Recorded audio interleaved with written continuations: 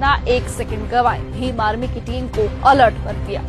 एक दिन एक रात की तलाश, अनपढ़ मजदूर, झूठी लोकेशन, घने जंगल, खतरनाक भट्टा, लेकिन भीम आर्मी पीछे नहीं हटी। 30 नवंबर को इन सभी 19 मजदूरों को ढूंढ निकाला गया। भट्टा मालिक को कड़ी चेतावनी दी गई, थाने ले जाकर बयान दर्ज करवाए गए, ट्रेन टिकट और यात्रा खर्च दिया गया, साथ ही साथ उन्हें सुरक्षित घर भेजा गया। 2 दिसंबर को जब ये लोग वापस आने अपने गांव लखीमपुर खीरी पहुंचे तो उनकी आवाज में आंसुओं से भी ज्यादा शुक्रिया था।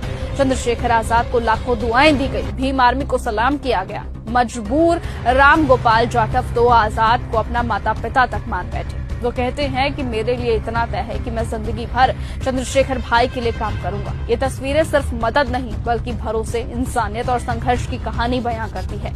जो लोग भीम आर्मी पर सवाल उठाते हैं उन्हें ये कहानी जरूर सुननी चाहिए, क्योंकि ये बिना किसी लालच के जब इंसानियत की पूरी तरह से